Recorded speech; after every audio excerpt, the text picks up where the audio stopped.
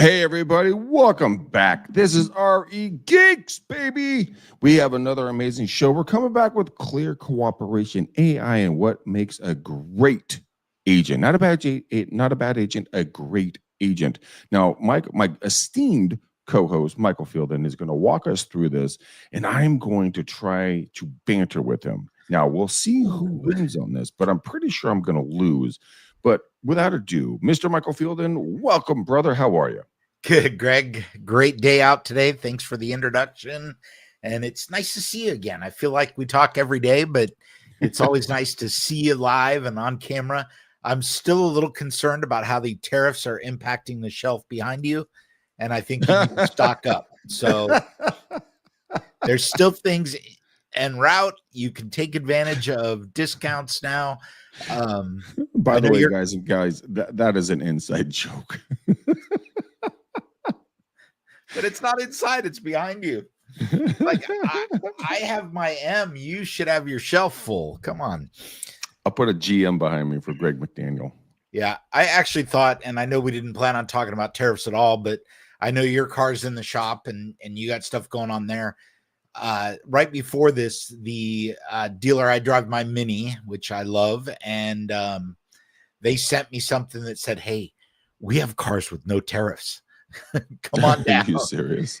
Because anything that hit the water or was on U.S. soil prior to tariffs will not be Tariffed. Tariff. So, tariffed, is that a word? Anyway, I don't know. We just made that up, but we'll go from there. But I want to hear more about Clear Cooperation, how to make a great agent. I'm very fascinated about your thought pattern here. You've been in the industry for a long period of time. Yep. You've been a trainer. You've been a tech expert, or you are a tech expert.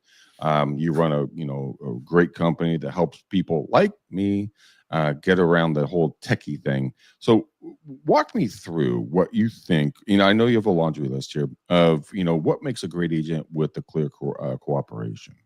Well, I don't think the two necessarily go together. So let's break this up, because I want to do what we did last week with we're each going to pick 5 things that we think make an amazing agent. But let's start real quick with Clear Cooperation. A couple things went on recently in between now and our last discussion. Number one, the Northwest MLS did block temporarily. They have restored it now. They blocked the IDX feed for Compass because they were not sharing their listings. Kind of an interesting approach, right? This is the MLS getting serious, right? They're saying if you're not going to participate 100%, you're going to 100% not get access to anything. Not entirely sure I agree with it. Kind of drastic, but I do believe that there needs to be a line in the sand. What is more interesting to me, Greg, is Zillow's chief industry development officer got up on LinkedIn and made a post that said, "Make no mistake, we are championing transparency at Zillow." And he began arguing that buyers, sellers, and agents deserve equal access to data. Okay. Well, that's kind of interesting that he says that, because when I make cold calls out to for sale by owners or for rent by owners, Zillow, they actually create their own phone number and don't allow me to recontact them. Mm-hmm. So when it comes to all access, I think they're full of it, honestly. Well, but they're saying equal access to the property data.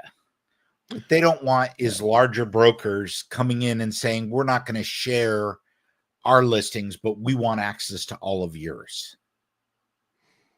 Right? Okay, that's a fair argument. Now, what's interesting here, and I don't know which side you want to argue on, Zillow to me is the number one real estate portal on the planet. It is, and they built it that way, and they've done a very successful business model on that. And if they're going to make a statement to the fact like, hey, man, you have to do this to be on our platform, it's like signing your agreement for Facebook or Instagram, like that like 2,000 page documents saying God knows what they're going to say in there, but you're just like, check the box, click OK, because you want access to the availability for visibility.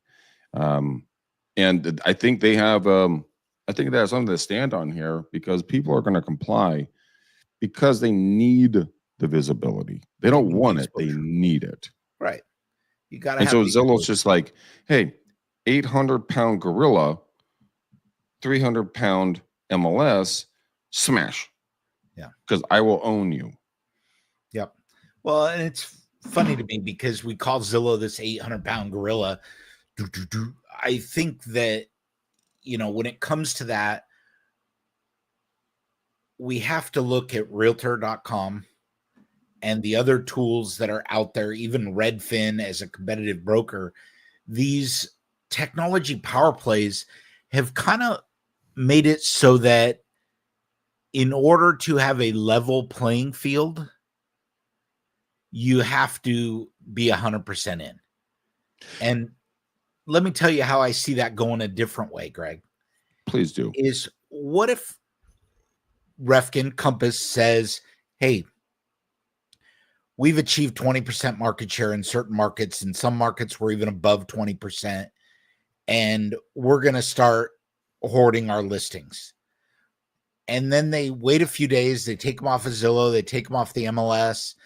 And then they form a relationship with some third-party company. And let's just say it's, you know, abcrealestatewebsite.com, not Compass. Mm-hmm. They could, in essence, eliminate the MLS. They've already got a big portion there. Now they go and they say, okay, listen, smaller broker number 2, we have 22% market share. You've got 8. Join us. Let's put 30% in our control. And now, real quickly, you start to lose traction for the guys that only have 1%, right? Where they don't qualify to participate in this new environment. They can't get access to the data. They literally have to go to the Compass site and say, you know, geez, here's where I'm going to find listings.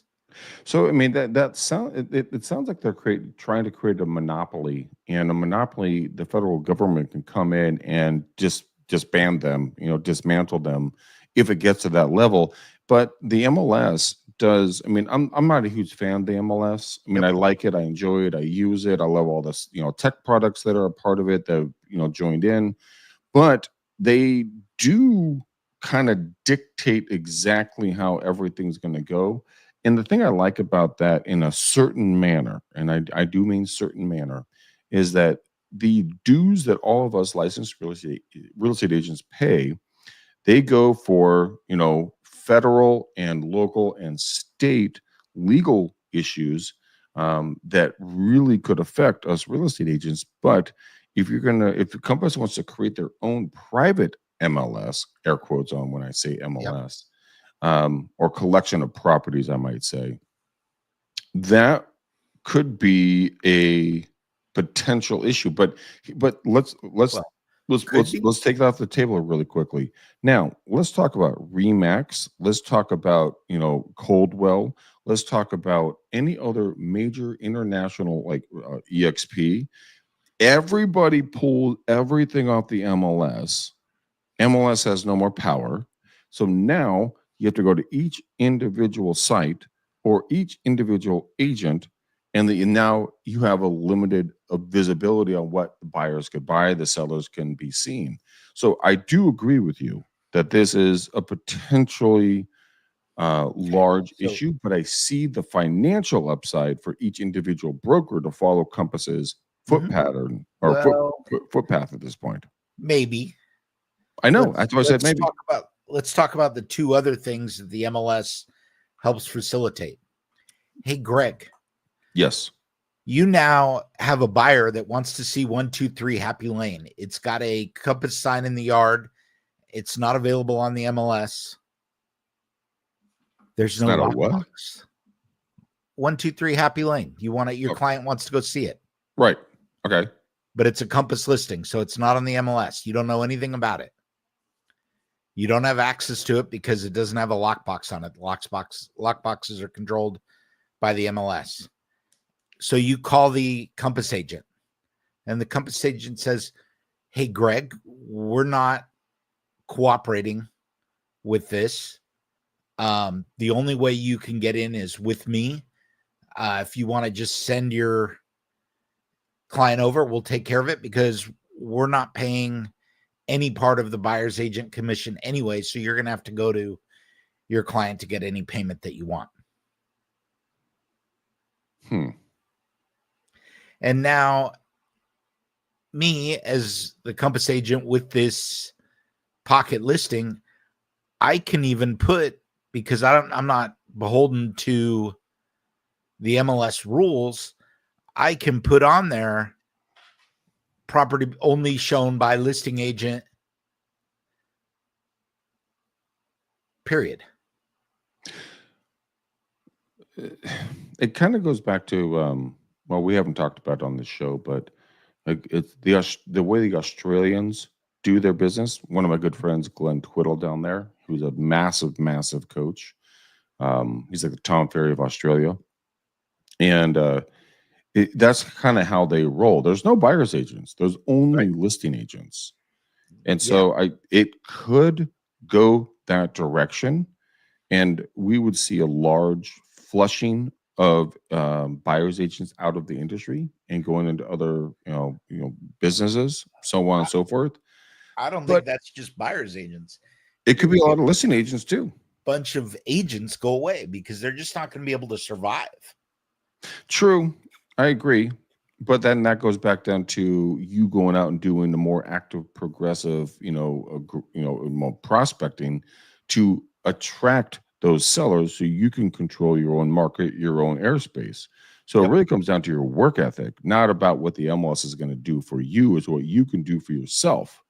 So there's a different thought pattern here. Do you agree with that or disagree with that? I do agree with that. And I'm not saying that I think that kind of move would necessarily be entirely bad. I think there are a lot of agents that should maybe consider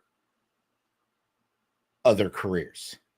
Well, I think all of us in this industry, we always think about doing a different career because it's stressful, it's painful, it's expensive, it's long hours. We're not sitting there drinking champagne, eating caviar on our 100-foot yacht. I mean, we are eating box lunches or going to Trader Joe's, sitting at our desk, making the cold calls, doing the callbacks, doing the door knocks, doing the social media posts, doing the videos, trying to figure out this thing called ChatGTP, which, by the way, Michael, you'd be very proud of me. I just signed up today for the 4.0 of ChatGTP. But utilizing things around you and going out and handing out 25 business cards a day, putting out a video and then responding to every person and saying, hey, thanks so much for watching my video. Hey, how's life? Can we get some lunch? Can we get a coffee? Can we get some dinner? Can we get a drink? Doing just old school tactics. And if you want to eliminate the potential issue in regards to the MLS and Compass and whatever other company is going to come down the road, get out there, start talking to people, and you can make money. You are now bleeding over into topic 2. What makes a great agent? So I'm going to ask you, Greg, what is the, and I'm not even going to ask you top 5. I'm going to, ultimately, we're going to get through, each of us are going to go through 5 things that we think makes a great agent. So what is one of your top 5? Honesty. Okay. And what does that mean? So honesty means it's very, very simple. You're honest with your clients. You're honest about a property. I mean, I had a client fire me. I had a couple of clients fire me because I was straight up honest with them. I'm like, you're off your banana cake rocker. This is not going to work. Like, I can't represent you because this is not going to fly. One of my latest ones is a gal. We put it on for $849. We got an offer for $830. This thing had probably $20,000 to $30,000 of Section 1 termite work. There's a pot-bellied pig walking around pooping in the backyard. The boyfriend was smoking weed and leaving joints in the ashtrays, sleeping on a blow-up mattress, and leaving his Crown Royal bottles all over the house.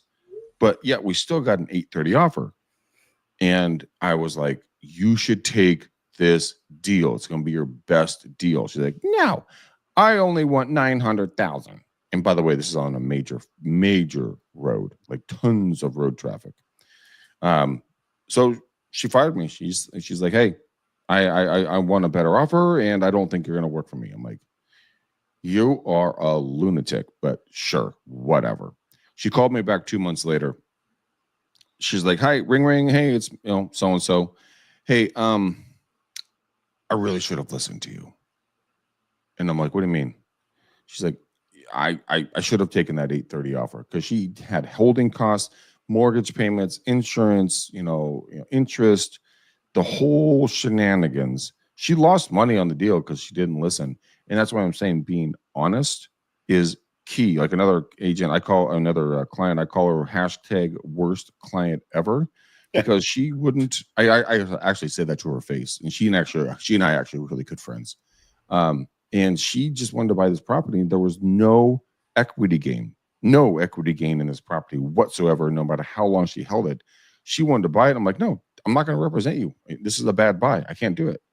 Yeah. She fired me. I fired her. Best day ever, by the way. But she's referred me 5 or 6 clients at this point, and she's now looking at about a $3.5 to $4 million home. And she reports to some extremely well-known, extremely wealthy men in industries that you would know, which I'm not going to air here. And one of them is her boyfriend, which cracks me up. and she's like, well, so-and-so and I want to buy this house. I said, okay. And I'm like, why'd you call me?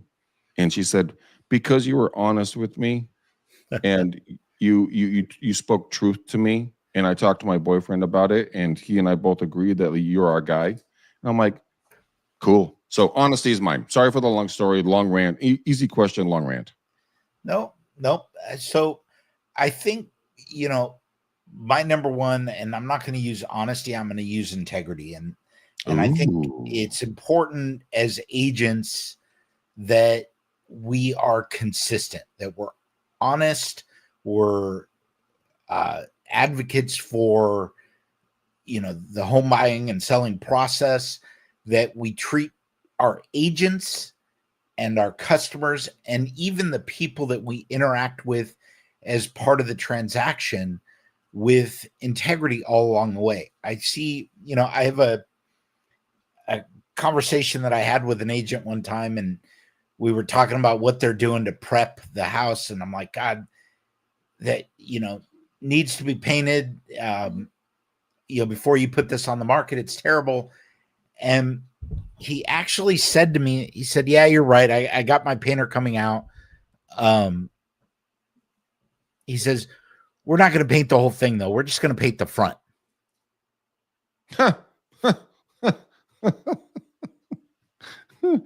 Oh my God. And, part of me is thinking, okay, you do know that people are going to know this, right? They're gonna catch on. He said, that's not the point. The point is to get the curb appeal. I need the pictures to look good. And I'm thinking to myself, you're crazy. But he did it. And interestingly enough, and Greg, you'll appreciate this, the buyer asked for credit to paint the house. And so they should have. as they should have. So I would think integrity. It's be true to yourself, live consistent with what you believe is right, and do your business that way. Yeah, and life. I agree with that 100%. Yep. Quick little story on the tail end of that. When my parents bought their house probably 40 plus years ago here in Alamo, literally the front part of the house was one color, back part of the house was another color. So that's why it kind of gives me a giggle. Same agent. Yeah, dude, it's hilarious. So I'm going to go with my second one. It's going to be transparency. Okay. a lot of times with successful agents, they're very open and honest and transparent in regards to how the process works, what the costs are going to be. And it's like being in a personal romantic relationship. You have to be transparent. You have to be open to different hard conversations, and don't try to sugarcoat things. My girlfriend kicks me in the hoo-ha all the time because sometimes I honestly do that. I'm not always transparent, not in a negative, aggressive, passive aggressive way. It's just sometimes I don't want to say the whole truth because I know it's going to start a fight, right? So here's the point. Transparency in real estate is as easy as this. Michael, ask me any question that you and your wife would ask about a listing. Just pick anything. Does it have any foundation problems? Oh no. No, there's no foundation issues, not whatsoever. Now, am I a licensed contractor? Am I a licensed, contract expert? No. The answer would be, you know what? That's a phenomenal question. Why don't we get an expert out here and take a look at it? And if you guys don't like what you see, we can back out and we can go find you another home and keep you guys on the hunt. Would that be fair? And so being transparent about not being perfect in everything that you do, everything that you know, because I mean, if I knew everything in life, I'd be in Vegas right now, which I hate Vegas, but I'd be in Vegas right now at the blackjack table, and I would be betting everything on my cards, or go to the roulette table, just betting everything on black, because I knew everything in the world, which I don't, and nobody does. But that's why I like transparency. What's your second one? I think my second one for, what makes a great agent is an agent that treats their business like a job. I think all too often we fall behind. You don't have a boss when you're a realtor. I think a lot of agents that go out there don't give it 40 hours a week or 60 or 80. They don't treat it like it means something how hard they work. And I think you and I have talked about this before. I say a job, not a business, because I do think you need to have time off. I do think you need to take vacations. I do think you need to be cognizant of health insurance and taxes and all those things. So it's a combination of a business and a job, but you've got to put in the work, Greg. People come into this industry thinking, oh my gosh, money's going to fall from the sky. And you and I have both seen a lot of agents get into this business and they have their first listing right away. I'm selling my aunt's house, my sister's house, my cousin's, my, whatever it is. And so they've got business and they get interest and they get showings and they get all of this, and they kind of just sit back and they're like, oh, the rest is just going to come to me. No, it doesn't come, Greg. It never does. It never does. At our past brokerage, when you and I, when I came up with the content, you wrote out the content for the training program. When I was a head trainer there, I had a gal come to me, and she's like, to your point, I asked her one day, like, so what did you do today for prospecting for new clients? She looked me straight in the eyes and goes, I watched YouTube videos. And she was proud of it. And I'm like, wait, stop. Greg, we sell YouTube videos. I know. But train agents. She was watching other YouTube videos. And I'm like, okay, good. What did you do with that knowledge? And she's like, I watched more YouTube videos. And I'm like, oh my goodness gracious. I mean, that is ridiculous sauce. I think I remember the agent. Yeah, you know exactly what I'm talking about. So a few of those. Oh God. So number 3 for me, this is going to come across a little bit off, but I need you to be aggressively hunting your goals, your dreams, and your ideal lifestyle. Agents that are very, very successful, they've written down their goals, their dreams, and the lifestyle that they want. A lot of us don't do it. Now, why do I say write it down? Writing it down takes it from the mind to reality. So you put it on piece of paper, right? Like I have pieces of paper all around me all the time. I have so much stuff written all over the place. But here's the thing. Once you take it from their mind to paper, that becomes real. Then you can outline this thing and dissect it. Let's say you want to Yeah. do 20 deals a year, just easy number, round number, right? And okay, so how many calls do I have to make? How many conversions do I make versus my calls? How many of those conversions turn into deals? And how many follow-ups am I going to do a day? And then also outbound prospecting. How can I be unique and creative in the marketplace that people will recognize and see me in a different light? Not in a weird light, just a different light, not your typical real estate agent. Hey, I'm the number 1.5 real estate agent in the country. Come work with me. Yep. Talk to them the way they want to be spoken to, and be aggressive, be assertive, be kind, be courteous, be thoughtful, but always make sure you're in front of them on a consistent basis. That's what I mean when I say aggressive. So that's my number 3. What's your number 3? So first off, Greg, I want to give you my dollar for black because I'm not the aggressive agent. And I get it. So you don't always have to be that way, but you do, that's the way you're going to get the most value the quickest. My number 3 is do not be a secret agent. You stole that. That was one of mine too. I was like, God, I hope Greg doesn't get it first. I think that's one of everybody's, right? Guys, if you're walking around and you're not carrying a stack of business cards, or you're not telling people who you are at events, and when you meet them in the street or the coffee shop, or you're brokering that conversation, you're killing yourself. Okay. Everybody needs to know, because this isn't like going to 7-Eleven and there's a fancy, ooh, look it, I can breathe right with this little stick and I can buy it. It's $5. Everybody can buy this stick. And this is a Olbas inhaler to clear your sinuses.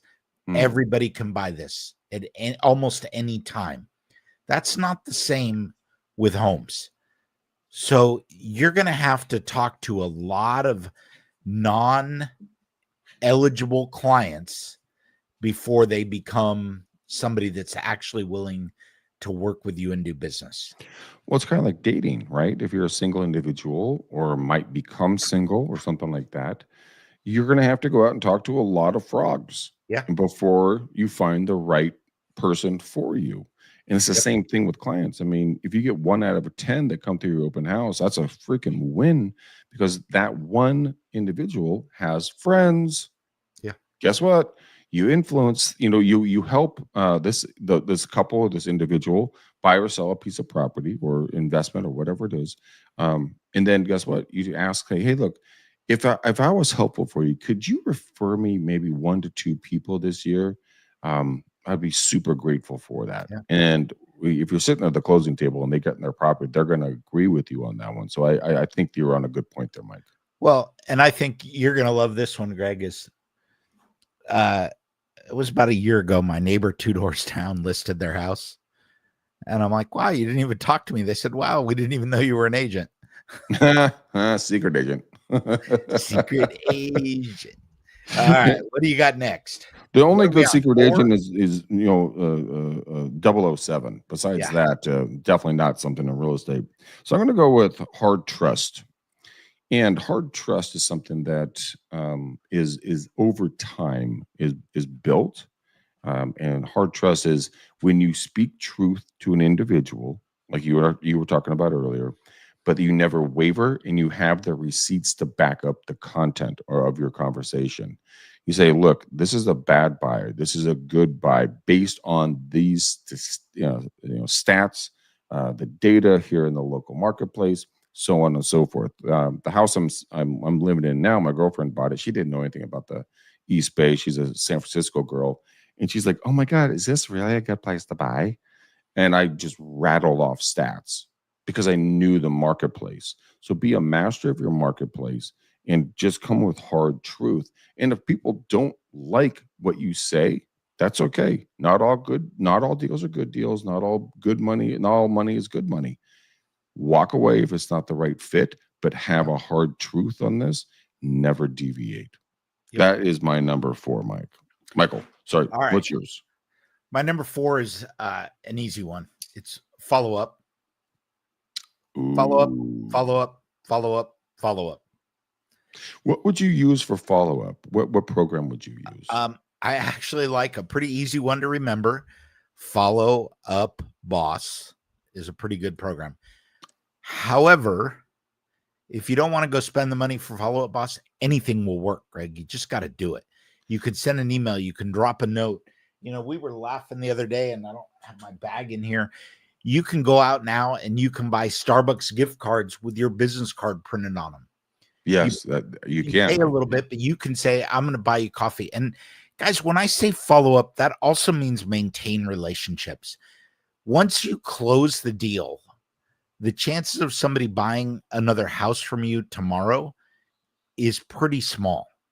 But a year from now, 2 years from now, 5 years from now, you need to foster those relationships and you need to be following up. You need to be telling them, hey, here's what's going on with the value of your home. Okay, I'm still in the business. I still want to do this. I'm still here to help you. And your exchange for that is what Greg just said. Can you refer me to 3 people? You know, who do you know that's looking to buy or sell? Hey, I got another listing. I just wanted to invite you down to see it. Feel free to bring any of the people that you know and would like living in the neighborhood, because everybody wants to pick their neighbors. Oh, absolutely. I've had so many shitty neighbors, excuse my language. I would love to have picked different neighbors. Yeah. Unbelievable. Here's the other thing what Michael was saying. When it comes to the open house, here's a little tip and trick. You know, go to Costco. I just say Costco because I like Costco. You know, go get some of those, you know, trays of platters of like sandwiches or anything else. Say, hey guys, I just want to come on. I want to invite you to come on over. We haven't talked in a little while. I have a new listing at 456 Maple Street here in Anywhere, USA. And I have some snacks and I brought coffee. So stop by. You know, if you and your partner want to come on by with the kiddos, I got tea, I got you know some sodas. Come on by, let's hang out. And then one of the tricks that I'm doing, Michael, right now to stay relevant at open houses and just anywhere, like I did it yesterday on the showing. It's such a simple thing to do. It is stone cold simple to do. Michael, beautiful wife, you know, walk around the house. Let me tell you about it. Go take a look and then come back and tell me your thoughts. You guys do that. Look around the house. Come back. I'm like, what was your favorite part? Well, we love the master tub, and we love the backyard. Great. And here's the script. Here's the thing. Come sit with me. And I walk to the couch or I walk to a couple of chairs and I sit down and people will follow you. Say, come sit with me and talk for a minute. And we just sit and talk. And then the pressure comes down and everybody is relaxed. It's more of a friend conversation, not a business conversation. But it's been one of the most, I started doing this because a while back I was selling a condo and one Sunday, my feet were killing me. And I'm like, I just can't stand anymore. So I just told someone to come in. I'm like, just come and sit with me for a second. My feet are freaking killing me. And they're like, okay. We sat and we talked for like 40 minutes. So that's something that I would say. Okay. All right. On that, Greg, I have a rule for open houses. It's called ABC. Always be closing? No, that's too easy. Always bake cookies. Always bake cookies. So my new thing here, and it works really well, is I go out to Costco and I buy the business Costco here sells Otis Spunkmeyer pre-made dough balls that you could put in the oven for like 12 minutes. Nice. And I bake those cookies on site. That is such an old school move. I love it. It smells great. And here's my secret, guys. Milk? I bake them 2 at a time. I have a few ready with that. Everybody is willing to wait for a warm cookie. Oh my God, that is genius. And I take a little ass cookie sheet so it doesn't look weird. And I bake 2 or 3 on there. And people will wait for a warm cookie. If nobody's there, I want to keep the smell going. I start baking 1 at a time, and maybe I just have a couple sitting out. I throw away cookies if they've been there too long because I don't want people to just be able to come grab one and walk away. It's the conversation that you want. It's about the conversation. And I take the little squirt bottles of milk. I take some water for the people that don't like milk.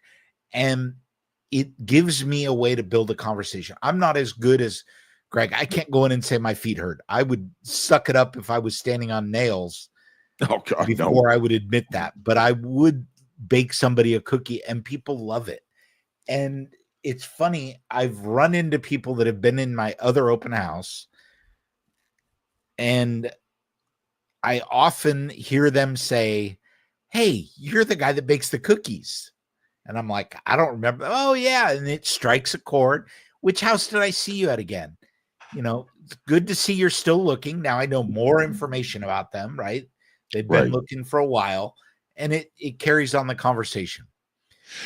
I think that's one of the biggest takeaways on that I literally love. That I'm not just placating to you, is the fact that you do it individually. So it takes, how long does it take to bake a cookie?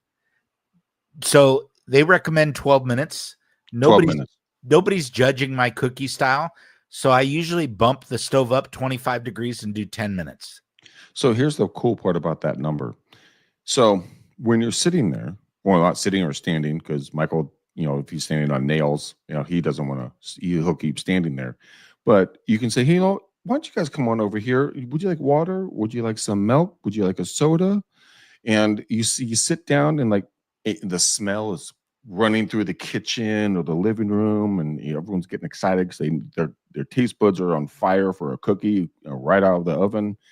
And you're just like, walk me through what your goals are. What are you thinking about doing? Do you want to buy here? Do you want to buy somewhere else? What are your parameters? You get that conversation going, but you got the cookie as the carrot at the end of the rope, and then you serve them up a piping hot cookie. The chocolate's melting on a nice little napkin with a glass of milk. Then they sit down and they continue the conversation. Now, you're not a salesperson. You're a friend. And Greg, they don't leave when they're eating the cookie. They're going to stay there. A cookie and run. They're going to stay there. So you're getting more time, and it's great for everybody. All right. So what are we on? 5? Yep. Give me your. So it's my 5th, right? Your 5th. Mine will be my 4th. Will be ABC. I thought you already did. Okay, so go back to your 4th. Your 4th is ABC. Okay. ABC. Always be cooking cookies. Bake cookies. Always bake cookies. So my 5th is out of the box marketing. Now, let me give me some context here. Back in the day, my grandfather was a big hunter. And so we would go deer hunting, pig hunting, squirrel hunting, just anything that walked, we hunted it, right? And that's just the culture I grew up in. And so we're out deer hunting one year, and I was probably 12 to 15, somewhere in that ballpark age-wise. And I really didn't understand the concept and I looked at my grandfather and I said, Grandpa, how do you see where the deer are? He was a very deadpanned, humor guy. He looked at me dead in the face and goes, Greg, look for what doesn't belong. And I'm like, look for what doesn't belong. Oh, okay. So like legs under a tree, something that's moving. Oh, okay. I get it. Right. So in business, a while back, about a year plus ago, just for creative out of the box marketing ideas, I'll give you a couple more. I was at this local liquor store. I was out driving around. I was Thursday. It was a hot day. Went in to get a bottle of water and a Gatorade and a Snickers, right? And I looked down the counter, and the counter was all dinged up. And I'm like, that can't be good. That's gonna be expensive to replace. So I thought about it, and I contacted my sign company. I said, "Is there any adhesive material that would adhere directly to countertops that would be easy to remove without damaging them and protecting them at the same time?" They're like, "Oh yeah, it's an M3 wrap, not a problem. Very easy to get." I'm like, "Can I print anything on it?" They're like, "Yeah, not a problem." So I went up to the liquor store owner and I said, "Hey, my name's Greg. I'm a local realtor here in town. I would like to offer you an opportunity to protect your counter." And they're like, "What?" So I got the measurements of the counter. Went and they said yes. By the way, then I went back to my printer. They printed up my logo, my verbiage, and everything else, and I went out and I put it on the counter. Like there's just schmack, seal, done. Right. I got so many calls because here's the thing: nobody in today's day and age looks up. Everybody looks down because we are addicted to these crazy little things called smartphones. So everyone's like Michael's looking down right now. That's exactly what I mean. So I put it down. I paid him $100 a month for 3 months, and I got so many calls, and it was an amazing experience. I'm like, okay, so I'm going to take it to another one. So I did that. Another shop took me on. I wrapped Michael when you and I were working at our past brokerage. I think you made fun of me, honestly, when I got my Zion XB wrapped with my face on it, with my logo on it, with the American flag on the top of it. I wrapped the whole thing in red, so it was super vibrant and bright. Everyone's like, "That is stupid." Well, you know what? I still get told that they see my Zion driving around town. I haven't had that thing for 10 years. Then we had 2 moving trucks that we wrapped. And those things, our faces were the size of. Those were big. They were big. They were big. Big ass faces. But everyone made fun of me for that. So when I'm thinking about okay, Michael, I'll end on this one. What is the world's smallest billboard that everybody reads? What? I love it when I ask people that question. I'm not going to like this. Yes, you will. Trust me. The world's smallest billboard that everybody reads. Just think about it really quickly. What was the first thing that comes to mind? A business card. No. Okay. What? Fortune cookies. Oh. When you go to a Chinese restaurant and you get your fortune cookies at the end of the meal, you will not open that fortune cookie, and you're going to read it and you want to see what's going on. And I was at Chinese lunch with my ex-business partner, and I asked them, like, how many fortune cookies do you guys go through? They're like, oh, like 20,000, blah, blah, blah. I said, interesting. So I Googled for custom fortune cookies.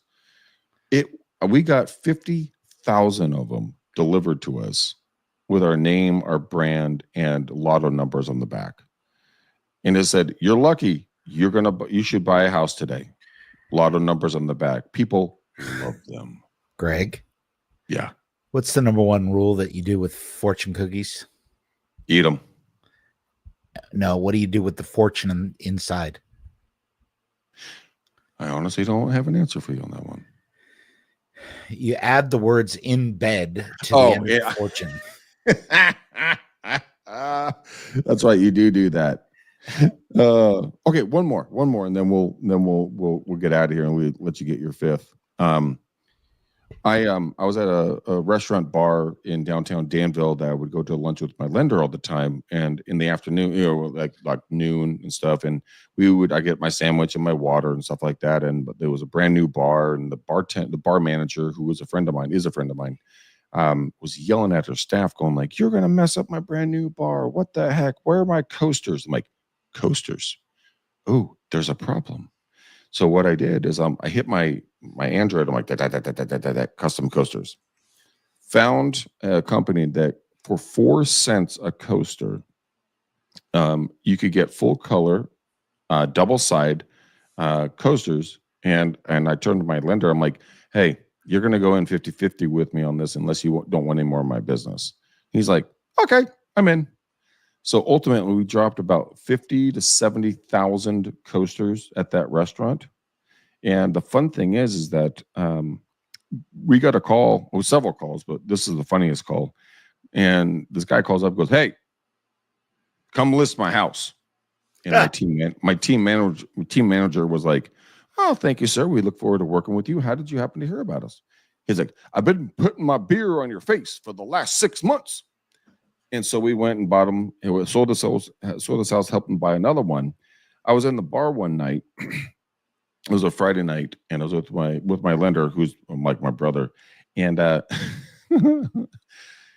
see this group of girls.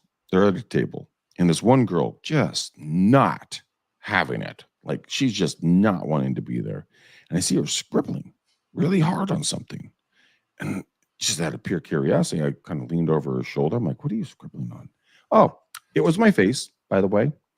And she was just, just giving me mustaches and devil horns and all kinds of other stuff and giving me long hair. And I was just like, okay, should I say something? Should I not say something? So I couldn't help myself. So I just tapped her on the shoulder and I said, you know what?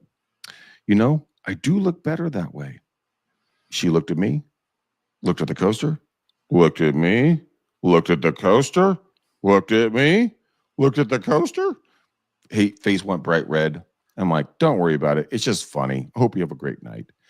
But that gave me an idea. So then what I did for when it comes out of the box marketing ideas, I told the staff and the manager, I asked her, I say, hey, look, I know you guys give crayons out to all the kiddos who come in here for lunch and dinners and stuff like that.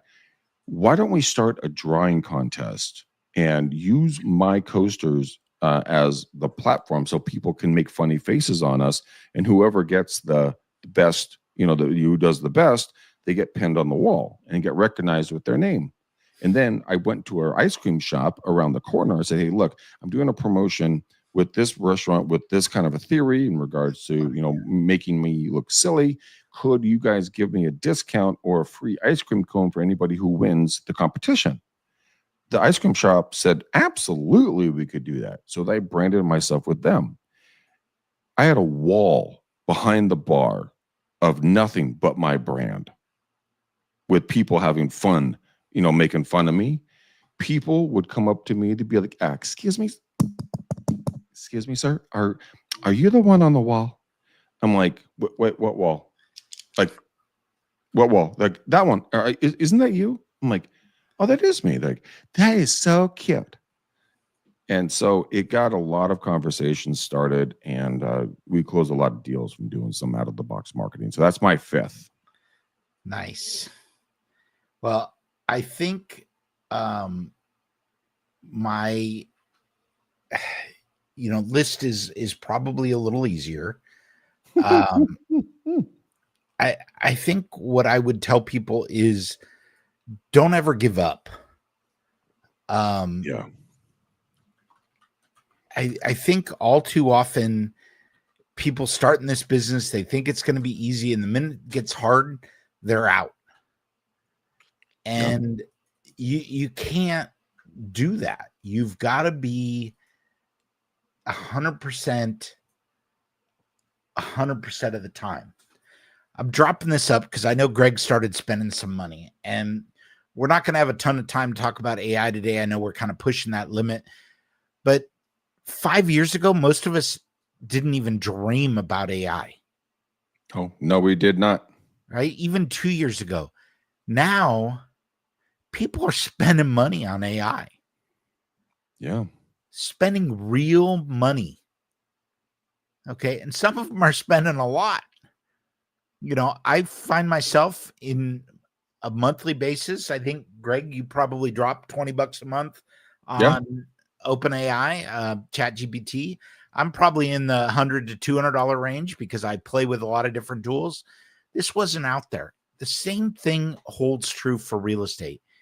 You've got to be committed to the business, and you've got to be willing to give it your all. And the people that get sad and dejected and feeling like they're never going to do it don't succeed. They just don't. So, Greg, I think we're at 50 minutes. Let's call this a day, and we are going to talk a little bit more about AI because I know a lot of you come down to AI. And what I really wanted to talk about today, and we're going to hit this up in our next show for sure, is I want everyone to start thinking about AI as a tool that can help them learn AI. And guys, when Michael talks about tech, I highly recommend you listen to him. I do. on a consistent basis. Some of our previous shows, we've talked about AI prompts, like Chat GTP prompts, how powerful and how precise you need to be on these. I'm sure you reach out to Michael. He can help you create one for you and your business that'd be specific for what you're trying to achieve. And I think that would be very beneficial. Don't try to be the smartest person. Go out and sell real estate. Go help people buy real estate. Let Michael and his team at RE Geeks, really, really break it down for you. Obviously, Support Geeks. I'm sorry, supportgeeks.com. Support Geeks, RE Geeks. We're all the same. All the same basket. But check them out. Just check them out. They've done wonders for me, and they will blow your mind. If you get Michael, okay, let me ask you real quickly, and then we're going to bail. How many prompts do you think someone should have? Like 1, 3, 5, 10, 100? What do you think would be a good number? Well, okay, so part of our conversation was today was you don't need to have a prompt library anymore.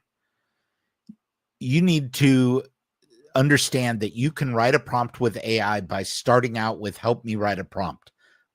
And AI will help you write the discussion. But I think for most of us, you need some core prompts. You need a prompt on how to write a property description. You need a prompt for how to write email. But these all vary, right? They're changing. And the AI has gone so quickly from something that was technical to something that's not. Greg, you don't need a library anymore. It's fascinating what you want to do. That. So it's on the fly. You can be like, hey, chat, I need your help. Please build me a prompt for how to sell a home in XYC city for XY price point with, XY bed and bath, square footage, lot size with, views. Go. 100%. And bam, it's off. And bam, you're off the charts. That is so freaking awesome. We're going to focus our next session a little bit more on AI. We'll talk about that. We'll see if we can't amaze Greg and shock him.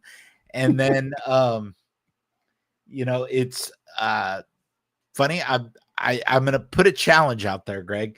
Between now and our next session, I want one more thing on the shelf. Just one on the shelf behind it. Guys, have a great day. Greg, thank you for everything.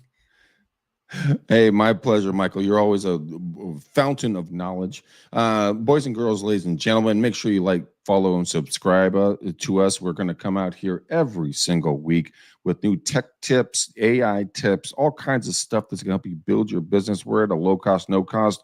Not going to cost you anything to listen to us, but you know what? The stuff we're going to tell you about, if you put it into your business, sooner than later, you will dominate or become a dominating factor in your marketplace. Now, make sure you're obviously honest, ethical, and you comply with local, restrictions and laws.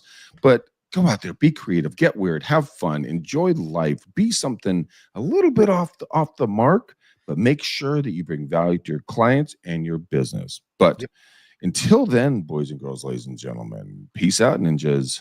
We're gone.